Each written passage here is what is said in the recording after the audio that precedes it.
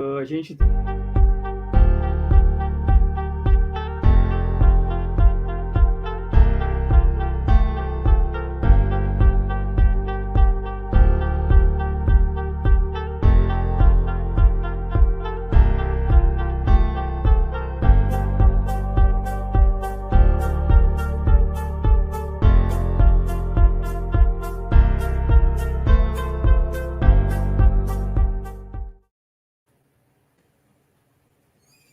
Boa noite a todos que nos acompanham. Boa noite ao nosso palestrante de hoje, Dr. Leonardo Araújo. Inicialmente, eu gostaria de explicar um pouco do que trata o Live Top. O Live Top é um evento aí que nós realizamos na última semana de cada mês. Excepcionalmente, estamos realizando nessa semana, que não é a última, devido aí à realização do 8º simpósio sobre genética molecular de plantas, que está ocorrendo aí no norte da ilha, aqui, em Florianópolis, na semana que vem. Então, nós antecipamos o Live Top em uma semana. Mas, geralmente, ocorre na última semana, e nós, dentro desse evento, trazemos sempre pessoas que têm uma expressão aí na área de fitopatologia, na área de agricultura, que possa aí compartilhar conosco seu conhecimento para a gente debater, discutir um pouco as ideias aí e trazer novas informações que são compartilhadas aí também com o público em geral, porque nós gravamos e disponibilizamos as gravações na plataforma do YouTube. E dentro desse evento, nós sempre temos a seguinte dinâmica. Então, eu vou passar imediatamente a palavra aí para o pós-graduando, doutorando, Alessandro, que irá aí conduzir todo o evento até o final. Então, desde já, aí um bom evento a todos e boa palestra aí, Leonardo, um prazer tê-lo novamente aqui em casa, apesar de estar um pouco distante.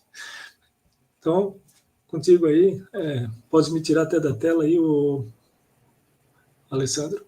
Ok. Então, boa noite a todos, sejam todos bem-vindos a mais uma edição do nosso Live Fitop. Hoje contamos com a presença do pesquisador, o Dr. Leonardo Araújo.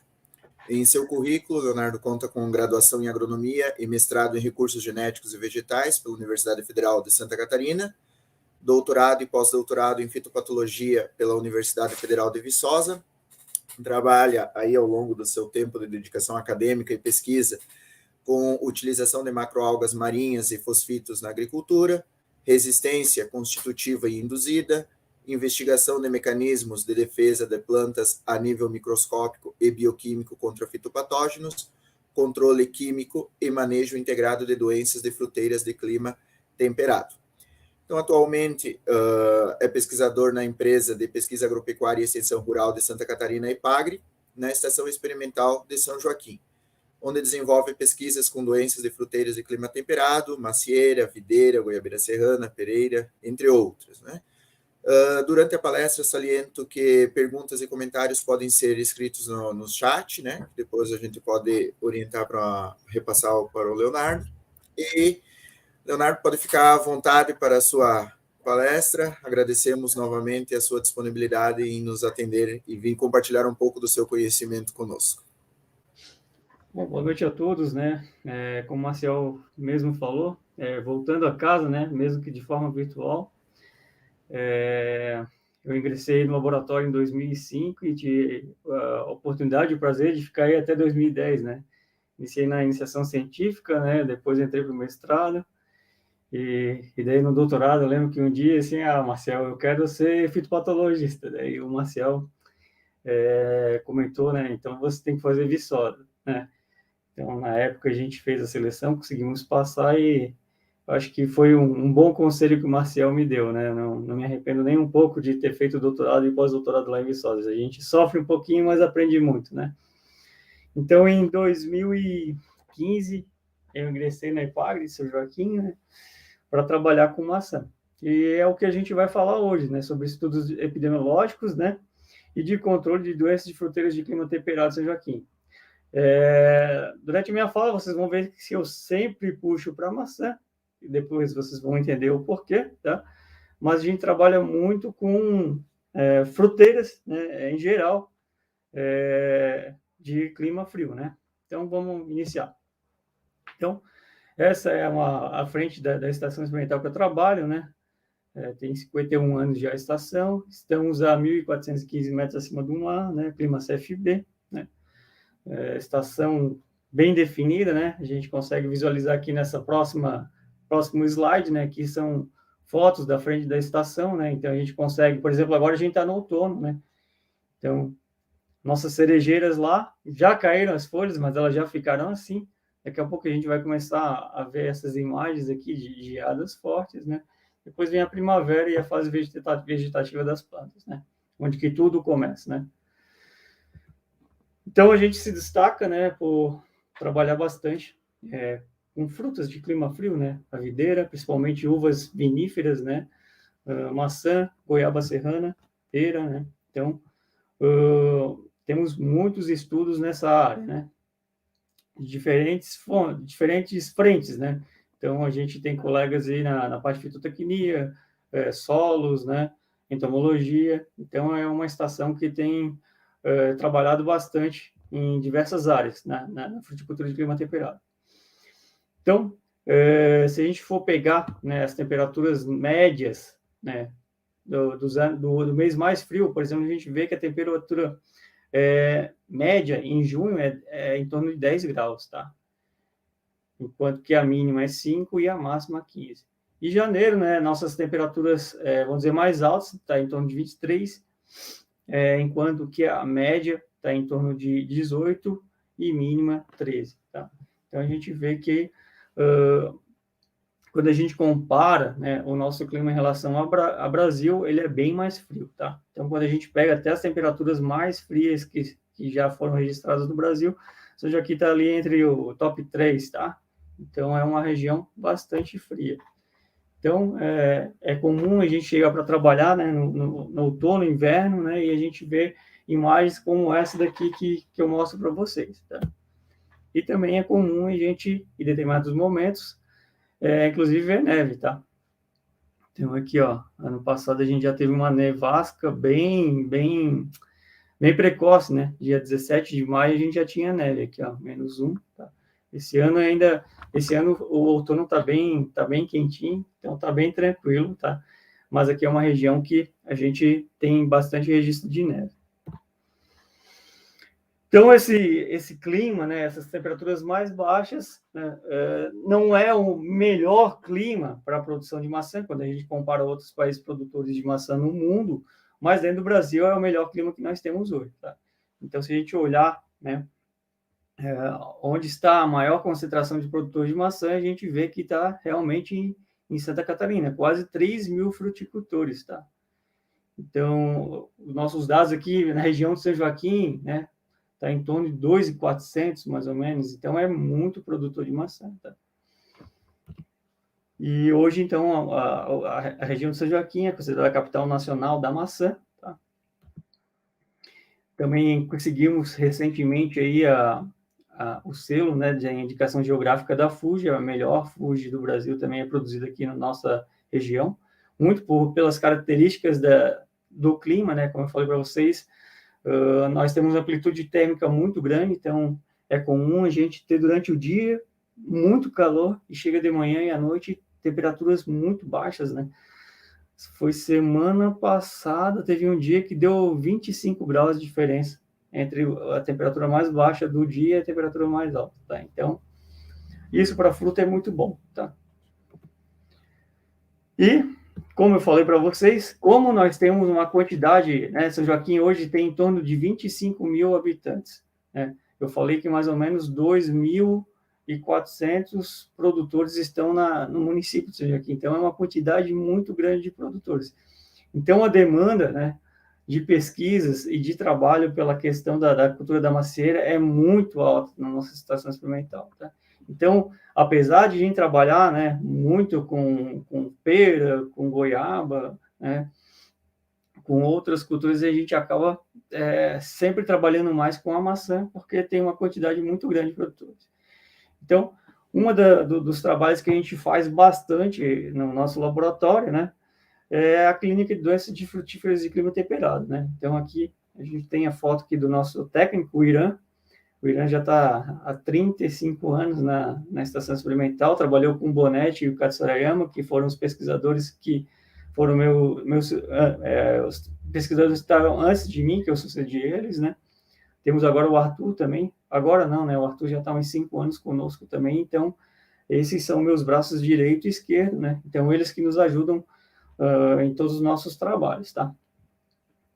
Então, a clínica na estação experimental é algo muito forte. Eu lembro quando eu trabalhava aí na clínica do nosso laboratório aí na UFSC, né? Eu lembro que chegava algumas amostras, mas nada comparado com o que a gente recebe aqui, tá? Então, toda semana a gente recebe 5, 10 produtores trazendo materiais. Então, é algo muito constante na nossa estação.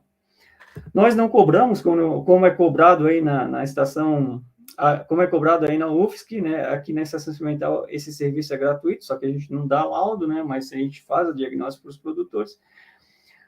Isso acaba nos dando muito trabalho, mas também tem algumas vantagens que eu vou trazer para vocês, né? Por exemplo, eu entrei em 2015, desde que eu entrei em 2015, a gente já relatou várias doenças, né? Ou vários primeiros relatos de doenças no Brasil, na região de São Joaquim, com materiais tragos para a clínica, tá? Então, por exemplo, esse artigo aqui publicado na Bragante, a gente relatou a ocorrência de Pseudomonas syringae, né, na macieira. Na época, esse aqui deu um rebuliço muito grande, porque no início, a gente achou que era o fogo bacteriano, né, que é uma praga quarentenária 1, que havia sido introduzida aqui no pomar de São Joaquim. Aí a gente fez todos os testes aqui, batia tudo com bactéria, informamos a BPM, daí a BPM, que é a Associação Brasileira de Produtores de Maçã, né, nos reuniu junto com o pessoal da agronômica de Porto Alegre, né, para a gente tentar identificar esse fungo aqui, essa bactéria, na verdade, né, e felizmente não era a Erwinia milobra, e sim Pseudomonas, tá? Mas a partir desse trabalho aí, até a gente criou uma parceria forte com o pessoal do laboratório da agronômica, tá?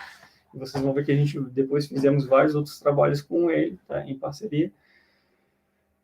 E, infelizmente, né, não foi o fogo bacteriano, mas como a gente diagnosticou muito rápido, a gente fez a erradicação dessas 3 plantas de Pseudomonas, né? Que apareceu assim, Pseudomonas, foi logo depois de um ano de El Niño, 2015-16, o ciclo, tá? Então, felizmente, não apareceu novos sintomas nas plantas vizinhas. Informamos a Cidasc também ficou acompanhando ali por um bom tempo e não surgiu novos focos dessa doença, tá? Depois nesse mesmo ano de El Niño também, a gente também identificou uma Pectobacteria Keratovorum em pera, tá? Publicamos na European Journal of Plant Pathology, logo depois do El Niño também. Aqui foi um número bem maior de plantas, tá? Aqui foram erradicadas no início 700 plantas, depois acabou sendo erradicado o pomar inteiro, porque eles não conseguiam fazer o controle dessa doença, e já era um pomar mais velho. Então, pela nossa recomendação também, né, de arrancar essas plantas sintomáticas, foi um caso que a gente diagnosticou rápido e também tivemos uma solução, né? Não passou para outros pomares, né? Também fizemos a diagnose da Pseudocercospora actinide, tá? Primeiro relato desse fungo fora do continente asiático. Isso aqui foi um pessoal que produz kiwi, trouxe uns kiwis da China, tá? Não fizeram um processo de quarentena direito, então aproximadamente 50 plantas, tá? Apresentavam esses sintomas aqui, tá? A gente rapidamente fez a diagnose, publicamos na Australasian Plant Disease Notes, né? Só que até hoje o Ministério da Agricultura ainda não conseguiu erradicar essas plantas, porque é questão de processos, né? Então, esse pomar acabou processando o Ministério e até hoje o Ministério não consegue erradicar essas plantas. Como a gente conhece os agrônomos lá, o que a gente fez foi indicar alguns fungicidas que são utilizados no exterior para o controle dessa doença, e aparentemente eles têm conseguido controlar a doença, mas eu não fui lá para ver também, né? Então a gente tem que acreditar na palavra deles, tá? Mas a gente também não soube de novos relatos, né, dessa doença em outros pomares de kiwi, né? Se bem que a gente não tem muito kiwi também. Esse aqui foi em Bom Retiro. Também, acho que foi 2 anos atrás, diagnosticamos a ocorrência de ferrugem, tá? Em mirtilo, aqui em Santa Catarina. Já tinha um relato no Rio Grande do Sul, mas apareceu aqui em Santa Catarina também uma incidência muito grande nesse pomar que a gente visitou. Ele tem 1 hectare, mais ou menos, de plantas e praticamente todas elas têm sintomas, tá? Isso aqui, essas mudas, ele trouxe do Rio Grande do Sul e trouxe a doença junto também, tá? Nessa mesma ida que a gente foi para ver esse caso do ferrugem, que o produtor estava muito assustado, a gente acabou, na visita, encontrando sintomas dessa doença aqui, que depois a gente identificou como Pestalotiopsis tracheocorpicula, né? Também publicamos na Australase, Plants Snows. Então, essa doença já tinha relatos no Uruguai, no Chile, nunca tinha sido diagnosticada aqui no Brasil. E através da clínica, nesse processo que a gente faz, a gente acabou tendo a oportunidade de publicar esse artigo aí, né?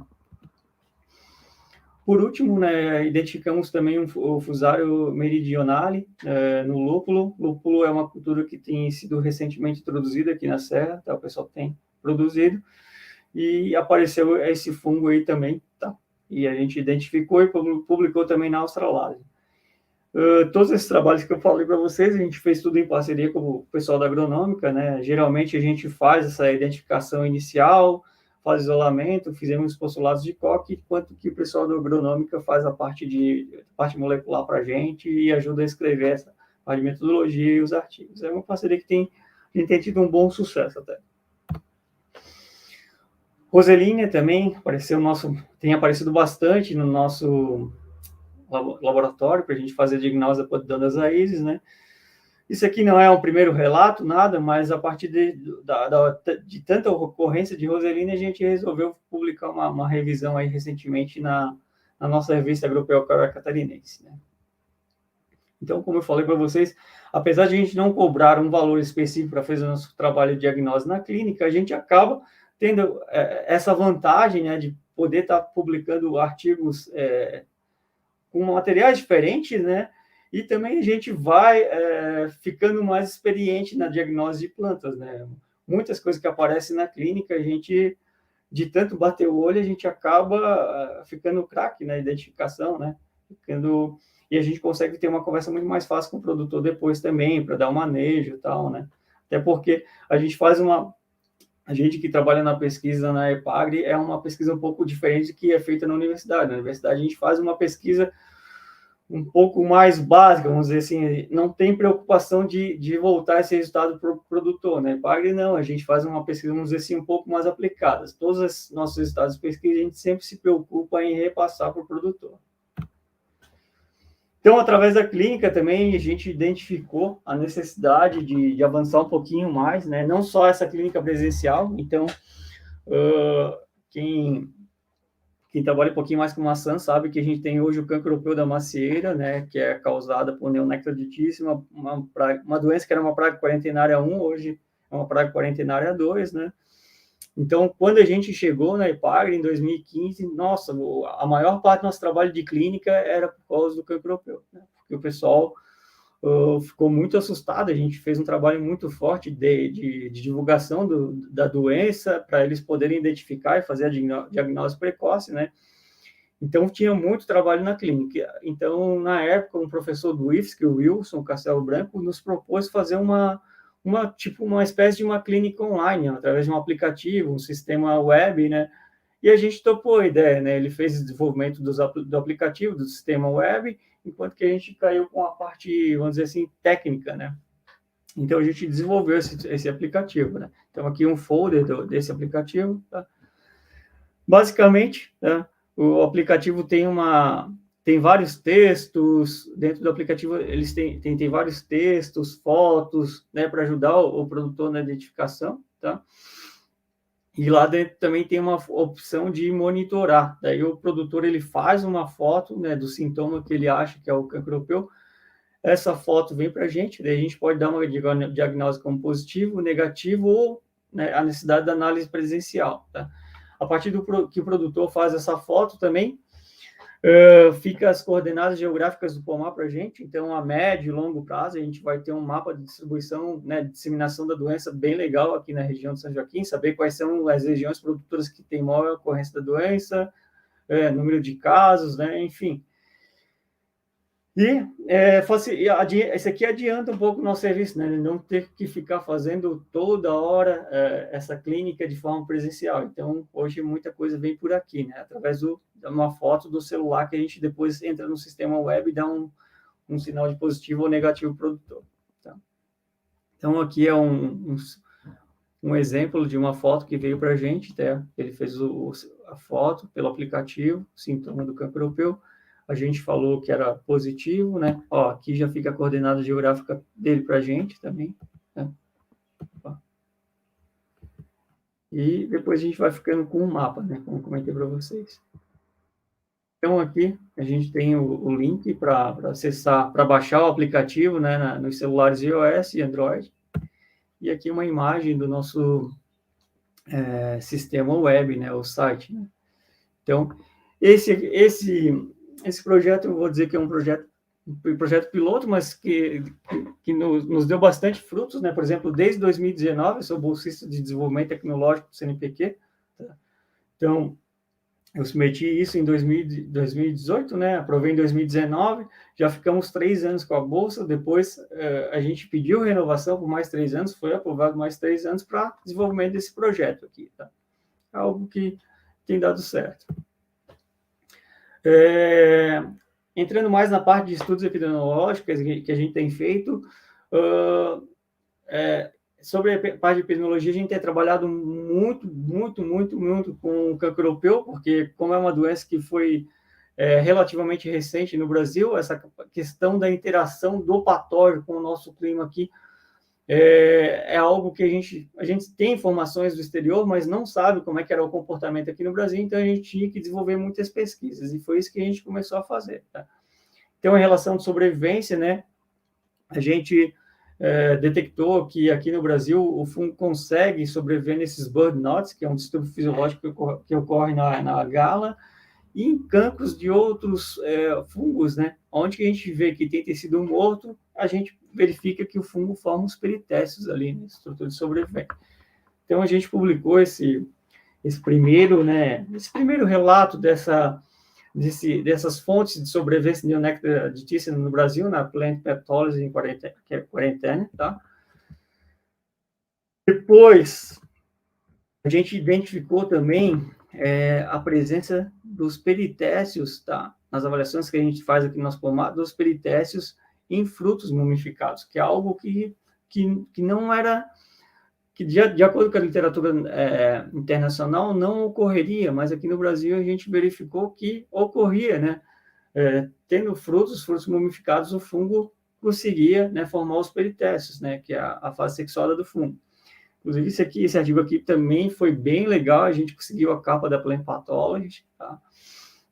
E foi um estudo de 3 anos que a gente fez, porque primeiro a gente identificou, né, a presença do peritécio nos frutos, por 2 ciclos a gente encontrou isso no pomar, e depois a gente tentou, né, provar a viabilidade desses esporos para fazer infecções em mudas de maçã, em frutos, tá? E até mesmo liberação de esporos em armadilhas que a gente mantinha também. Então, no artigo, quem quiser tiver mais curiosidade, pode baixar o artigo e verificar lá depois, tá?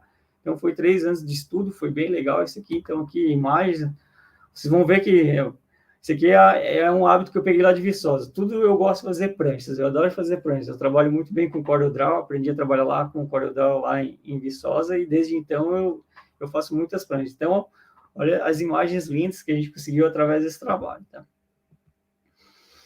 E a partir desse estudo, então, né, a gente fez uma adaptação esquemática, né, colocando, então, frutos como parte, né, da fonte de inóculo primário do fungo. Outro trabalho que a gente fez, na parte de epidemiologia, em relação à Neonecta diticina, foi esse aqui também, que a gente publicou na Journal of Plant Pathology, né, que foi como que era a liberação de esporos do fungo, tá? Em ramos vivos e ramos destacados. A gente fez isso aqui também durante 3 anos, tá? Esse trabalho eu apresentei ano passado no workshop de epidemiologia, né? Nosso, vamos dizer assim, nosso evento de epidemiologia no Brasil, tá? E a gente ganhou o prêmio de melhor trabalho também, então é algo que nos deu algum destaque também, tá? Foi bem legal essa apresentação. Então, basicamente, a gente tinha aqui, ó, uma armadilha onde que a gente botava os ramos destacados, a gente fez esse monitoramento dos ascosporos e conídeos por 3 anos, tá? E também a gente tinha armadilhas em campo, né? Basicamente, uma armadilha não muito tecnificada, mas que deu certo, tá? Então, embaixo de um campo, a gente tinha um vasilhame, que a gente recolhia água para pegar a liberação de esporas passivas, e em cima a gente tinha essa tela com uma lâmina, tá? Para pegar a liberação ativa de esporos, tá? A cada chuva que tinha, meus técnicos iam lá e quantificavam o número de esporos. Isso a gente fez por 3 anos, tá? Então, aqui tem os gráficos, né? O que a gente pode notar através desse estudo? Que, independente do mês do ano, tá? A gente tem liberação tanto de ascósporos quanto de conídeos, tá? Tanto na liberação ativa, tá? Que é aqui para cima, quanto na liberação passiva, que é da água, tá? Em plantas vivas e em plantas mortas, tá? Nos ramos mortos. Ou seja, aquele ramo podado com sintoma que o produtor tirou e jogou ali do lado, né? Do pomar, ele pode liberar esporos por até 3 anos. Isso nos deixou triste, né? Mas também é um alerta que a gente dá para os produtores, né? É como eu falei para vocês, né? Toda pesquisa que a gente faz, né, paga, depois a gente se preocupa em repassar para os produtores, né? Eles têm que aplicar essa nossa resposta. Tá? Outro estudo de epidemiologia que a gente também fez, publicamos esse ano, agora na Tropical Plant Pathology, é a progressão do cancro europeu, né? Quais são as principais feridas que o fungo utiliza para infectar, tá? Então, inicialmente, a gente fez uma avaliação da incidência, do progresso da doença em pomar durante 5 anos, tá? De 2015 a 2020, a gente vê que a incidência aumenta rapidamente, né? O número de plantas com sintomas do cancro é muito rápido, tá? Comparado, por exemplo, um cancro de papel, que é outro cancro que ocorre bastante na cultura da macieira, tá? Então, a gente quantificou, a gente ia no pomar e quantificava também onde que apareciam esses frutos, se era no corte de poda, no ferimento de colheita, nas folhas caídas ou outros ferimentos, tá? A gente também tinha quantidade de número de cancros que tinha por ano, tá?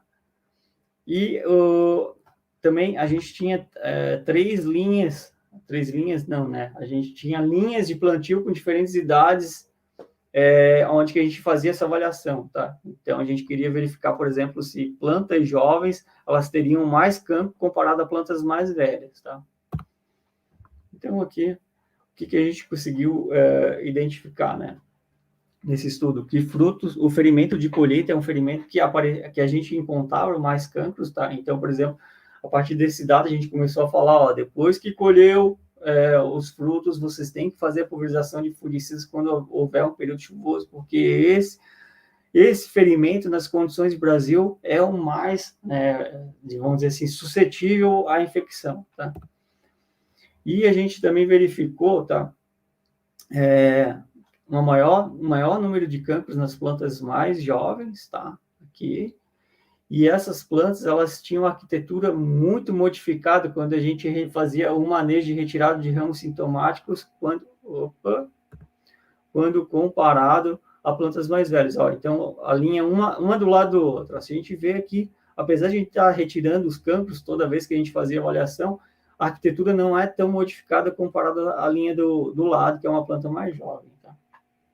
Também, se alguém tiver curiosidade, é só baixar o artigo e que vai poder ter mais informações. Tá? Também, essa aqui foi eu copiei uma ideia de um artigo que eu publiquei com o Marcel aí na época da UFSC, né, que é formulações de fosfito para o controle do cancro europeu. Tá? Basicamente, a gente tinha feito isso para a mancha da gala e eu fiz isso para o cancro. Então, eu também verifiquei diferentes formulações e a gente viu qual que era a formulação, né, que a gente poderia fazer o melhor controle desses ferimentos, né? O neonato creditíssima entra por ferimentos na planta. Então, a gente tentava proteger esses ferimentos com diferentes fontes de fosfito. E a gente verificou que as formulações influenciam nesse controle. Tá? Enfim, esse ano teve um edital da FAPESC ali, né, onde que os pesquisadores que tivessem projetos inovadores se candidatavam a um prêmio, né, e como eu tenho trabalhado com o Coco Europeu desde 2015, eu fui lá e fiz vamos dizer, uma biografia, né, eu contei a minha história de tudo que eu tenho feito com o Coco Europeu aí nos últimos anos, tá, e submeti. E felizmente saiu agora faz 2 semanas atrás, eu acho que eu sou um dos 3 finalistas, tá? Para ganhar o prêmio de pesquisador inovador de Santa Catarina aqui, tá? Então, algo gratificante também, né? A gente tem feito tanto esforço para trabalhar com essa doença e agora o reconhecimento da FAPESC, que é a nossa agência patrocinadora de pesquisa, né? FAPESC eu tenho um carinho muito grande, o Marcel deve lembrar, né, mas a minha primeira bolsa de iniciação científica foi da FAPESC, quando entrei no laboratório ali em 2005, né, então é algo gratificante isso aqui. Outros estudos de epidemiologia que a gente faz bastante também é a questão de podridões, tá, a gente tem uma quantidade muito grande de podridões aqui na região, só que os produtores, apesar de a gente saber que tem diferentes gêneros de fungos envolvidos com essas podridões, o pessoal trata tudo igual, né? E isso é algo que a gente quer modificar, então a gente tem trabalhado bastante, né? Por exemplo, aqui, ó, se a gente pegar a podridão carpelar, né? E a gente vai em diferentes produtores, a gente verifica, né, que a ocorrência dos gêneros, ela difere bastante de acordo com o produtor, tá? Então, por exemplo, aqui, ó, esse produtor 5, ele tem a maior parte dos fungos associados à podridão carpelar é neofábia, tá? Então, o tratamento dele de fungicidas, na época que a gente tem maior suscetibilidade de infecção, não pode ser igual, por exemplo, ao produtor 5, que tem uma ocorrência somente de fusário, tá? Então, é como eu falei para vocês antes, né? Tudo que a gente faz pesquisa aqui, depois a gente tenta passar ao produtor os manejos que ele deve fazer com o resultado que a gente obteve. Algo que a gente trabalha bastante também aqui é a questão de fungicidas, tá? Até outro dia estava conversando com o Marcel. Eu sempre trabalhei com resistência genética, indução de resistência, mas quando a gente cai numa estação experimental, tá? Onde você está no olho do furacão, vamos dizer assim, né? Eu estou no meio de 2.400 produtores, tá? Eu não posso trabalhar com resistência genética, eu não posso trabalhar com indutor de resistência, eu tenho que trabalhar também com fungicidas, mesmo não sendo algo que eu goste muito, mas eu tenho que trabalhar e tenho que dominar e tenho que repassar para os produtores depois. Então, fungicidas é algo que eu trabalho muito mesmo, tá? Então, por exemplo, eu faço parte do Comitê Técnico da Produção Integrada da Macieira, né? Todo ano a gente se reúne, recebe os laudos para incluir na grade agrotóxico da macieira. A macieira é uma cultura muito bem organizada mesmo, quando a gente compara a outras culturas do Brasil, tá? E lá a gente estabelece limites de uso para os fungicidas, pensando principalmente naqueles pressupostos da FRAC, do Comitê Antirresistência, tá? Para a gente evitar que a gente perca principalmente moléculas sítio-específicas, tá? Então, aqui nessa foto aqui, foi ano passado até, tá? Aqui o Marcel deve conhecer a Rosa, né, que foi a minha co-orientadora, né, durante meus trabalhos com maçã e na UFSC. O Marcos também, que foi orientado do Marcel e trabalha muito tempo na Fischer, né? Bonetti, né, o ex-pesquisador da EPAG, que eu estou no lugar hoje, eu estou aqui, né? Então, todo ano a gente libera uma grade de agrotóxicos, né? E daí aqui tem o número de permitidos de aplicações por ciclo, tá? A gente atualiza aqui todo ano, tá? O pessoal usa bastante, até a gente vai liberar amanhã essa grade, porque o pessoal fica nos cobrando, porque eles querem fazer a compra de fungicidas, de inseticidas e outros baseado nessa grade, tá? E a gente sempre fala que o controle químico é bom, mas nós temos algumas dificuldades, tá? Quais seriam as dificuldades, né? A partir do momento que a gente aplica o fungicida, né? Depois que ele aplica, ele só vai perdendo eficiência, tá? Esse aqui é até um gráfico do Pedro Mondino, a gente trouxe o Pedro Mondino aqui em 2016 para palestrar no nosso Sinafrute. O fungicida pode ser lavado, tá? Folhas podem crescer, e essas folhas que crescem depois que a gente aplica o fungicida, por exemplo, o protetor, o multicídio, elas não vão estar protegidas. E baseado nessas dificuldades, a gente vai criando algumas outras linhas de pesquisa, tá? Que talvez não tenham sido exploradas pelos meus antecessores aqui. Então, por exemplo, a gente verificou, né, se a gente for pegar as normas da produção integrada, a gente vai ver lá que a gente teria que reaplicar fungicidas depois de 25 milímetros, tá? Só que a gente achava que esse limite era muito pouco, tá? Então, a gente começou a testar, principalmente para os fungicidas multissítios. Daí testamos para o mancozeb, diatinona, fluazinam, clorotalonil, tá? Para verificar se com 25 mililitros lavava realmente ou o fungicida resistia a mais. Então, a gente provou, né? E depois a gente inoculava com a mancha da gala. A gente provou, então, que esses fungicidas multissítio, eles resistem a mais de 60 milímetros de chuva, tá?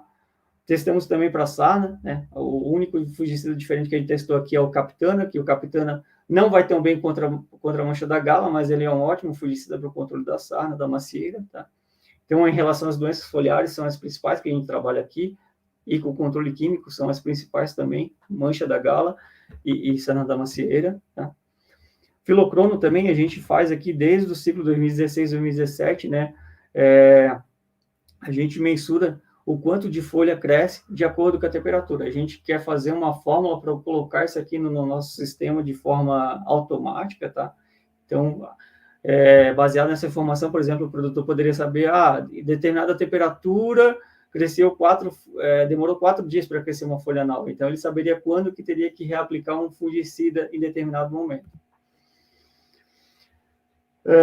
Outra tecnologia que a gente tem trabalhado, que não foi nós que desenvolvemos, mas nós assumimos e estamos tocando esse projeto, é o Sistema de Alertas e Previsões para o Controle da Doença da Macieira no estado de Santa Catarina, né, o AgroConnect, ou AgroAlerta. Tá? Então, por exemplo, aqui eu fiz uma publicação, uma revisão, né, explicando como que é esse nosso sistema em 2019, né? E só para vocês terem ideia, quanto o número de downloads, né? Apesar de ser na revista Agropecuária Catarinense, que não é uma revista de alto impacto, mas para a gente ver a importância do tema, quantos downloads que a gente teve, né? Tem um artigo que foi, do meu doutorado, por exemplo, que eu publiquei nas melhores revistas da nossa área, Fitopatório, Plant Disease, eu não tenho nem perto do número de downloads que eu tive aqui, tá? Então, o que é esse sistema? Né? Basicamente, meus técnicos aqui também, a gente tem armadilhas, tá? Onde que a gente monitora o número de ascosporos liberados, a gente coleta, no final do ciclo, agora, em maio, a gente coleta as folhas sintomáticas, coloca nas armadilhas, tá? E a gente vai monitorando o número de ascosporos liberados a partir de junho, julho, tá? Para verificar quando que ocorreria o ciclo primário da doença, de Venturina equalis, tá?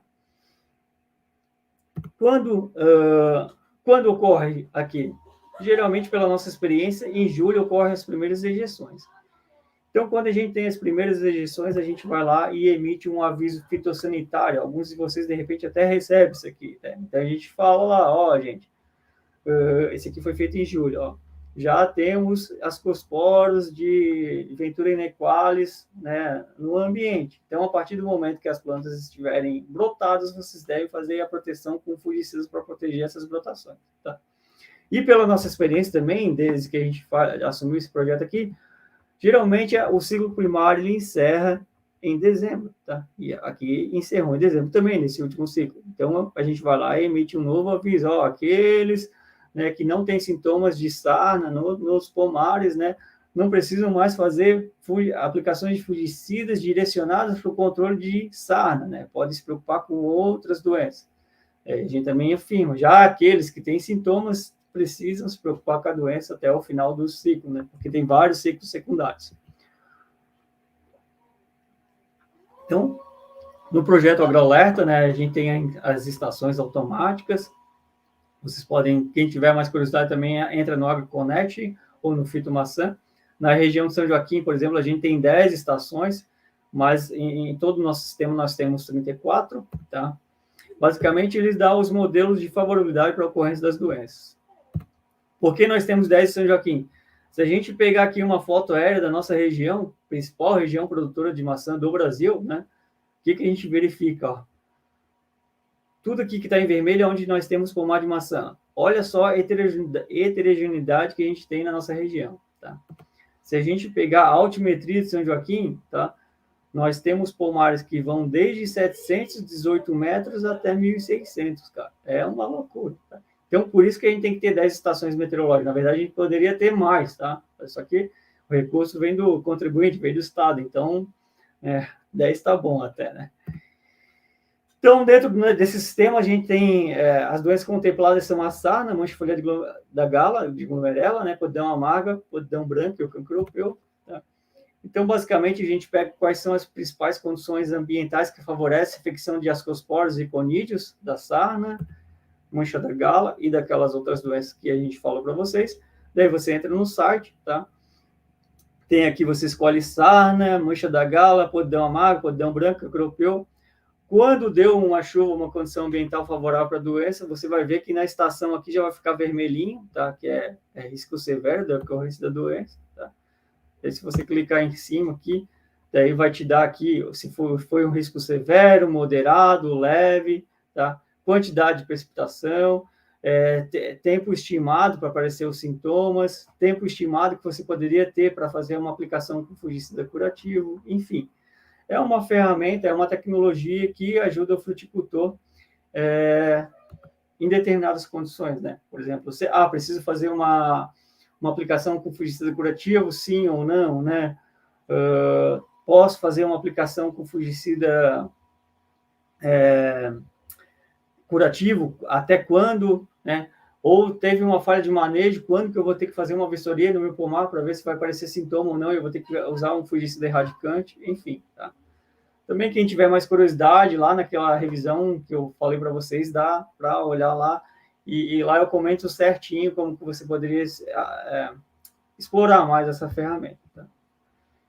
Então, outra coisa que eu faço bastante aqui é a avaliação da eficiência dos fungicidas sítios específicos. Esse aqui eu faço todo ciclo, né, principalmente os fungicidas que são mais utilizados pelos produtores, que são os IBS, né, as anilopirimidinas, né, dodina, as carboxamidas, os benzimidazóis, enfim, a gente tem que estar sempre checando para ver se eles estão funcionando contra a sarna, contra a mancha da gala. E se a gente observar que está tendo as falhas de manejo, a gente tem que alertar para os fruticultores para que eles comecem a não utilizar esses fungicidas, ou se utilizar, eles utilizarem misturas com outros fungicidas, porque eles vão saber que se utilizarem somente esse sítio específico que eu comentei que está tendo baixa eficiência, eles podem ter falhas de manejo pomar e as perdas podem ser grandes, tá? Então, como que a gente divulga essa informação? A gente coloca nos avisos fitossanitários, né, que a gente emite aí para os produtores. A gente tem um cadastro de e-mail aí de torno de 1.000 pessoas, mais ou menos, grupos de WhatsApp. Eu estou em vários grupos de técnicos aqui, que cada grupo tem 250 pessoas, né, e cada técnico desse tem mais quantos produtores, né, é algo muito grande, tá? Daí a gente publica nas revistas que o pessoal mais usa, né, principalmente os técnicos. A revista da fruta é uma que a gente utiliza bastante, tá? Então, aqui, ó, como eu falei para vocês, ó, os vários sítios específicos e as avaliações de eficiência que eu tenho feito aqui, ó, desde que eu entrei na PAG, 2016, 17, 17, 18, 18, 19, 19, 20, 20, 21, 21, 22, 22, 23. A mesma coisa também para alguns fungicidas multissítios, tá? Também divulgamos bastante desses resultados de fungicidas aqui. O pessoal sempre quer saber, eles só querem saber de fungicida, como é que está funcionando, como é que não está. Em eventos no interior do município, tá? Então a gente dá bastante palestra agora nos meses de inverno, aí a gente vive no interior aí palestrando para os produtores. E outra coisa que eu tenho feito que encaixa nessa parte de epidemiologia é o seguinte: desde que o Alberto, né, o Alberto é o professor de fitotecnia aí da UFSC, né? Ele era nosso colega aqui na EPAGRE, desde que ele saiu da EPAGRE, né? Ele largou a cadeira de melhoramento genético, né?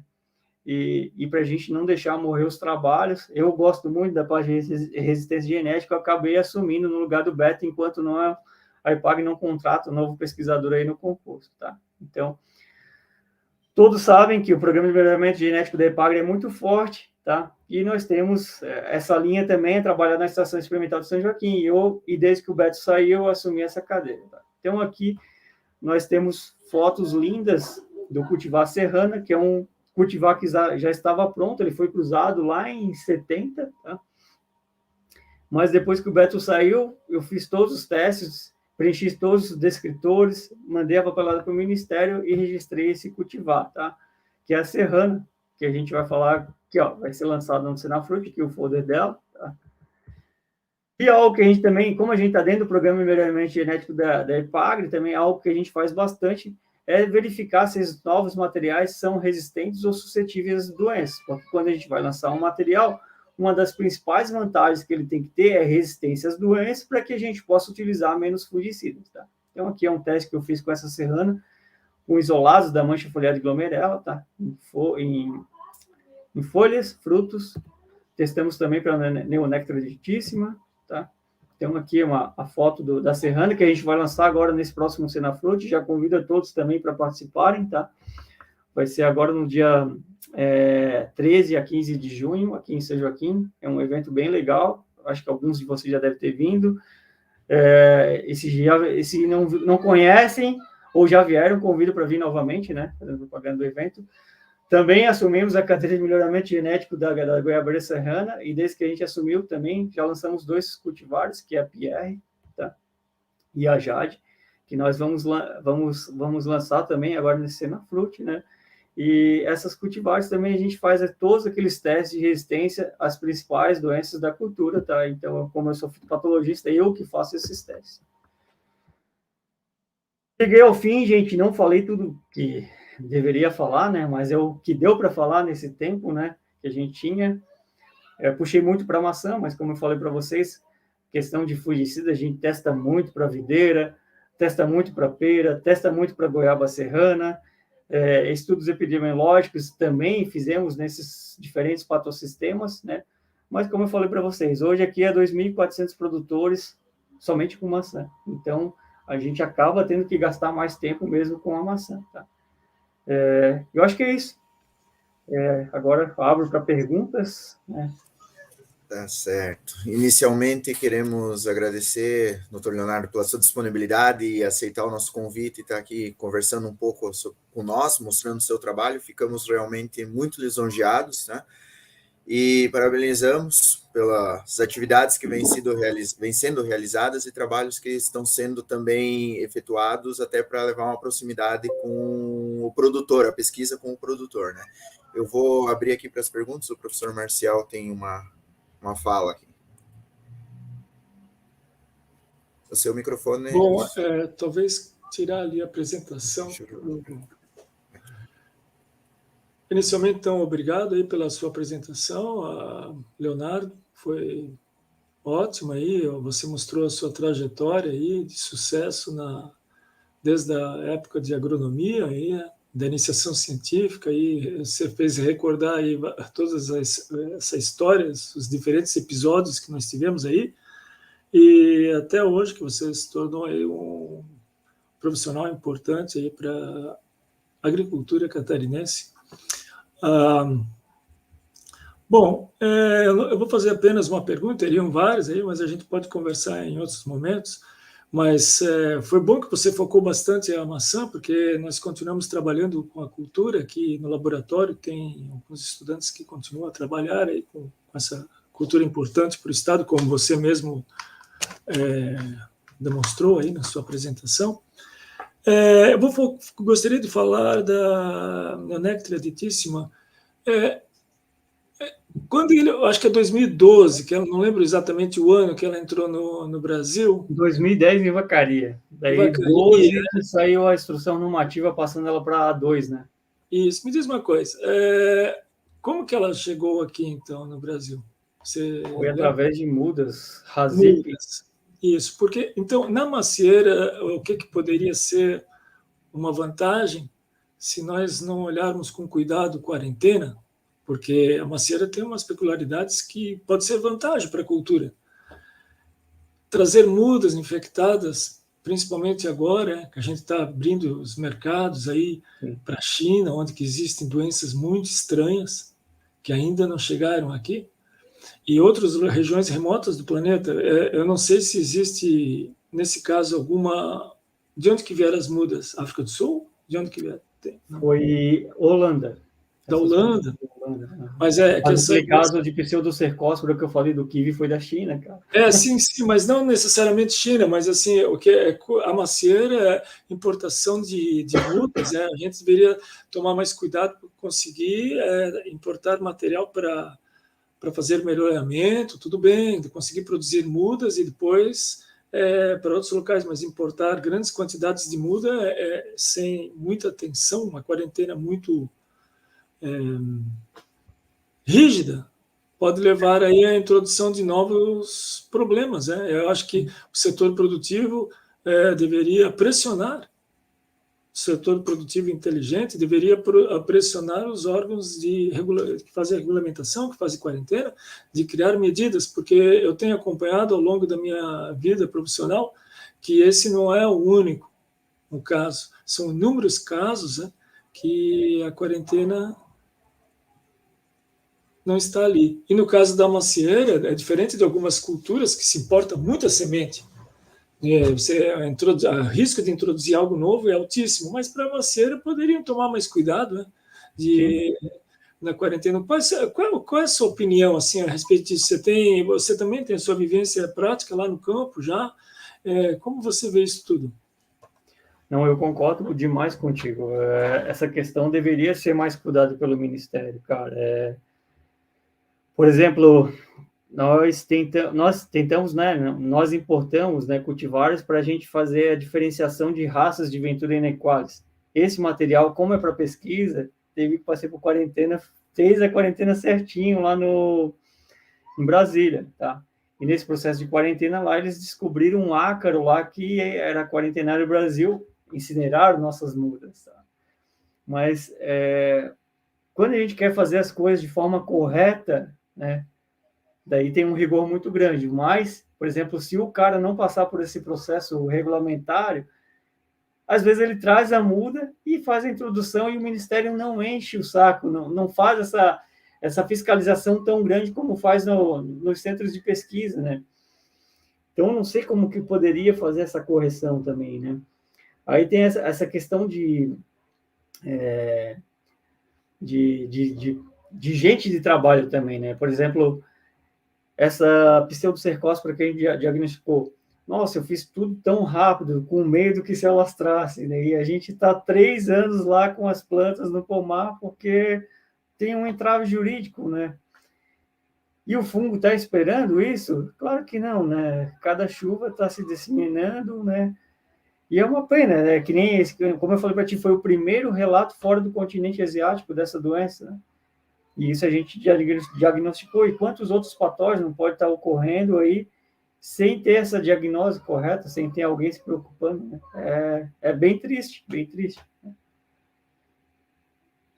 Sim, e você falou aí, eu estava pensando agora, porque geralmente no centro de origem, você pega lá Cazaquistão, onde que está mais o centro de origem da macieira, onde você encontra coevolução aí com vários patógenos, né? Então, até se você... Lá estão a origem de muitos patógenos, né? Uhum. Que ainda não se espalharam totalmente aí pelo mundo, né?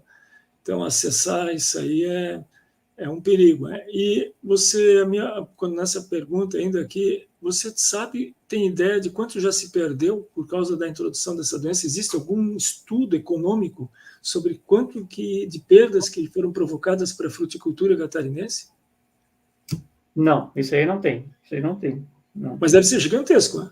Não, o que a gente sabe é o seguinte, cara, por exemplo, vida útil do pomar pode cair de 20 anos para 12 anos, né, em pouco tempo, né? Custo de produção aumenta muito, muito, de 30% a 50% o custo de produção, tá? Agora, o quanto que já se perdeu para Santa Catarina, a gente nunca fez isso, tá? Mas então eu vou ficar por aqui, que deve ter outras perguntas, e agradeço novamente, e eu acho que a sua palestra que foi muito feliz, e espero que os estudantes aí mais adiante possam acessá-la e que você sirva aí até de inspiração para os estudantes aí que queiram seguir na área aí, na carreira de pesquisador aí. Tá bom, então seria isso. O Alessandro, continua? Sim, Até para fazer um paralelo e elencar um pouco as duas falas, eu tinha aqui algumas anotações, vou tentar unir tudo numa só aqui para ser um pouco mais efetivo. Eu gostaria, se possível, Leonardo, que você fizesse uma fala a respeito da importância desse conhecimento por parte dos produtores, da questão das quarentenas, porque nos seus números ali, a São Joaquim, na região de São Joaquim, da tua líder, tem mais da metade dos produtores, e alguns trabalhos deu para notar que algumas plantas foram trazidas, e isso trouxe um grande prejuízo financeiro, também um prejuízo de pesquisas, um prejuízo de estar trazendo outros patógenos que não eram do local. E também a importância do trabalho em relação aos produtores quanto a um manejo efetivo, de eliminação de restos culturais, de plantas mortas, como é que está o produtor? Porque o produtor também gosta muito do fungicida, né? Aplica o fungicida, tudo certo, mas e a questão de manejo mesmo, como que está sendo trabalhada essa questão? Ô, Alessandro, isso aí, cara, é algo que, felizmente, o pessoal tem aceitado bem, tá? Quando eu assumi na IPAGRE em 2015, até mais ou menos 2018, eu acho que eu fui muito mais extensionista do que pesquisador, vamos dizer assim, cara. Porque como era tudo muito novo, cara, o que eu dei de palestra, o que eu andei no interior, né, falando de como fazer a diagnose, a importância de fazer os tratos culturais para a proteção dos ferimentos, retirada desses restos culturais, tá? Então, a erradicação das plantas no início ali, se você, por exemplo, acha uma, duas plantas, erradica, que é muito mais fácil que tentar conviver, tá? Então, a SIDASC também nos acompanhou bastante nesse processo, tá? Então, a gente antes quantificava, por ano dava mais de 1.000 pessoas por treinamento, era um número muito alto. A gente ia no interior direto, toda semana, tá? Então, o pessoal tem aceitado bem, tem feito os manejos, tanto é que, por exemplo, Vacaria, que foi o município que foi introduzida a doença, né? E lá eles não fizeram o trabalho que a gente fez, lá mais de 60% dos pomares têm a presença da doença, tá? Já quando a gente compara São Joaquim, hoje se fala em torno de... São Joaquim não, né? Santa Catarina. Hoje, em torno de 15% dos pomares já tiveram algum caso de neonectaritíssima. Porém, tá? Desses 15%, 90% dos casos, tá? Se enquadra dentro da instrução normativa, né, da norma ali, que dá diretrizes do controle do cancro europeu, que tem que ser erradicadas. Quando a pessoa tem até 5% de plantas com presença do cancro europeu, pela instrução normativa número 319, você tem que erradicar as plantas. Então, apesar de a gente ter 15% hoje dos pomares que já tiveram presença do cancro europeu, 90% deles estão nesses casos com menos de 5% de incidência. Isso é algo positivo. O monitoramento, né, é muito importante. Isso. O sucesso das doenças é manter elas em baixo nível, né? Qualquer doença. E isso é muito importante até pela concentração, né? Se caso tem alguma coisa muito grave, o prejuízo econômico é muito grande, né? No chat aqui, para a gente finalizar, o Antônio lançou a pergunta de quais as doenças que hoje causam maior impacto econômico nos produtores de maçã para a sua região, para Santa Catarina como um todo, né? É assim, a doença que se mais gasta com fungicidas é sarna, tá? Se eu vou pegar os gráficos aqui e te mostrar, se gasta muito com fungicida para o controle da sarna, porque o cara tem que fazer os tratamentos de inverno, depois começa a brotação ali em setembro, ele toda semana está pulverizando fungicida, tá? Hoje na cultura da macieira se faz de 30 a 40 pulverizações por ciclo, é um número muito alto, a maioria dessas pulverizações são para o controle da sarna. Mas aí também, se você for pensar, tá, questão de fungicida, a sarna gasta mais, mas em relação a custo de mão de obra, qual é que dá mais gasto? Cancro, tá? Porque o cancro, se a pessoa tem uma incidência alta de cancro no pomar, o que ele vai ter que fazer? Ele vai ter que estar retirando os amos o tempo todo, tá? Tem que contratar pessoas para retirar os amos, pintar, pulverizar com fungicida, tá? Daí a arquitetura da planta vai ficando modificada, porque você tem que tirar os amos, né? Ela vai perdendo produtividade, vai diminuindo a vida útil do pomar, né? até que chega a um momento que o quanto que ele está ganhando é o quanto que ele está gastando para poder produzir, e daí ele tem que arrancar, né? Inviável que a gente financeiramente.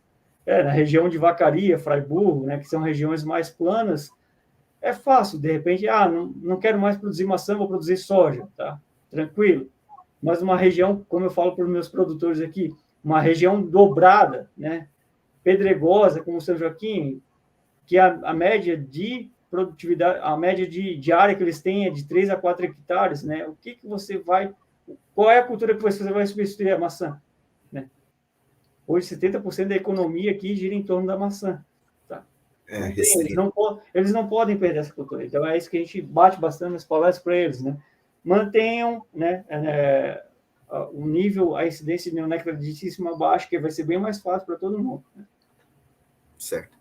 Então, pessoal, nós já estamos com 1 hora de live aqui, estourando o nosso tempo, já estouramos, na verdade, e queremos novamente agradecer ao Leonardo, que se predispôs a compartilhar um pouco dos seus trabalhos hoje aqui com nós, e eu tinha aqui como fala final, justamente, de parabenizar por ser o pesquisador indicado aqui como finalista do Prêmio Inovação Catarinense da FAPESC, em nome do nosso laboratório e também pela sua jornada que esteve aqui na UFSC como acadêmico e também como mestrando.